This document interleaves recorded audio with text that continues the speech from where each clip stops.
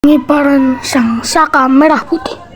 Pengibaran Sang Saka Merah Putih adalah pengibaran bendera merah putih yang menandakan berdirinya negara Indonesia sebagai negara yang berdaulat. Indonesia melakukan pengibaran Sang Saka Merah Putih untuk menegaskan berdirinya negara Indonesia sebagai negara yang berdaulat. Banyak sekali tokoh yang terlibat dalam peristiwa pengibaran Sang Saka Merah Putih.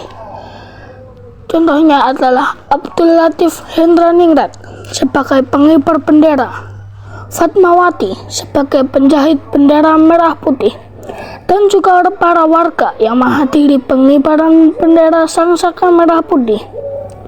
Pengibaran bendera Sang Saka Merah Putih dilakukan di Pegangsaan Timur, Jakarta, di Istana Merdeka.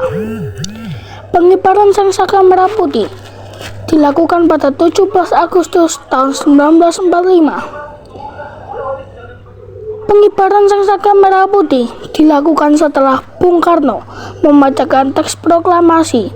Terjadi upacara, dan di situ juga Sang Saka Merah Putih dikibarkan. Itulah peristiwa pengibaran bendera Sang Saka Merah Putih. Merdeka!